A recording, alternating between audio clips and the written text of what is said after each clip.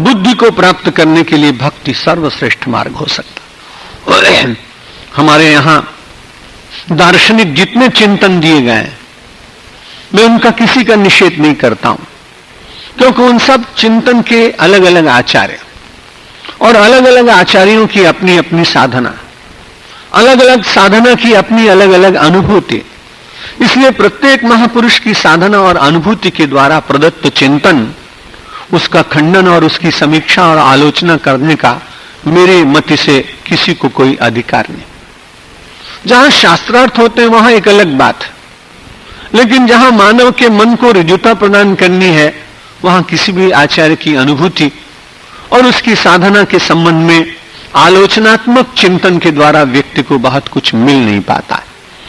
और हुआ करते हैं, कोई काल ऐसा था जब लोग काशी में, प्रयाग में, बड़े बड़े तीर्थों में बैठ के शास्त्रार्थ करते थे, क्योंकि उस समय लोग शास्त्र का चिंतन करने के लिए समय भी निकाल पाते थे। अभी तो बड़ी कठिनाई, सत्संग करने के लिए भी बड़ी कठिनाई है। अभी एक व्यक्ति से मैंने यूं ही पूछ लिया कि भाई 5-6 दिन से जयपुर में बहुत लोग आ रहे थे, आप नहीं आए। अब चूंकि उसकी रोज बोलने की ऐसी आदत रही होगी, इसलिए उसने मुझसे कह दिया कि महाराज क्या करें, मरने तक की फुर्सत नहीं। अब आप विचार करिए कि मरने तक की फुर्सत तो बहुत जल्दी मिल जाती। कितना भी कोई आदमी संपन्न न हो तो भी एक क्षण में जो महाकाल का देवता है वो तो कहां कृपा करता है, वो तो कितना भी मनाए तो भी कहां मानता है।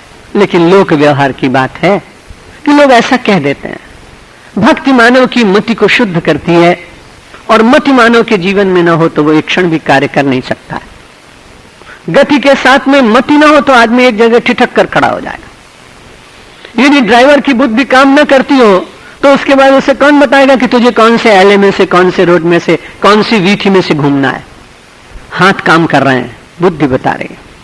कोई व्यक्ति दौड़कर उसके सामने आया तो तुरंत ब्रेक को कस के मारता है, ये उसको प्रेरणा किसने दी?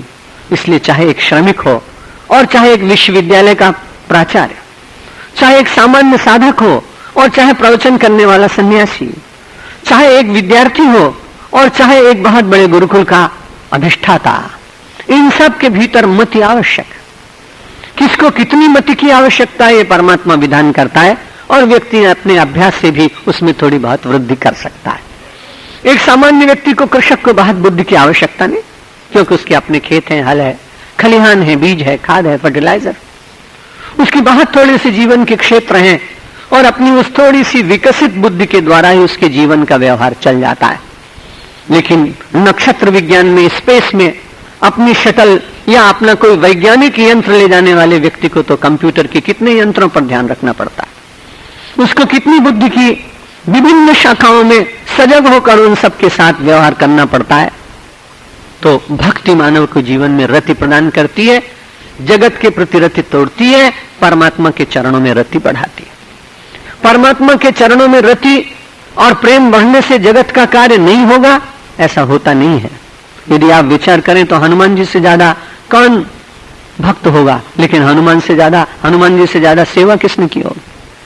जहां जहां जिसके ऊपर विपत्ति आई, लेकिन ये भगवान हनुमान जी के भीतर जो शक्ति आई वो आई कैसे? कभी आपने ध्यान से उस पंक्ति को पढ़ा ही होगा, क्योंकि आप अधिकांश लोग हनुमान चालीसा का रोज पाठ करते हैं। प्रभु चरित्र सुनिबे को रसिया, राम लखन सीता मन बसिया। सारे हनुमान चालीसा स्मरण न रहे, इस पंक्ति से भी व्यक्ति का बड़ा काम चल सकता है। भगवान के चरित्र सुनने में रस हो, देखिए रस को एक डाइवर्शन प्रदान कर रहे हैं, एक विकल्प दे रहे हैं। किसी को रूप में रस की प्राप्ति है, किसी को श्रवण में रूप रस की प्राप्ति है, किसी को स्पर्श में रस की प्राप्ति है, किसी को गंध में रस की प्राप्ति है। और इन रस प्राप्ति के क्षेत्र में जहां जहां जो व्यक्ति आ सकते हैं, जो जीव आ सकते हैं, वो अंततोगत्वा बंधन स्वीकार करता है।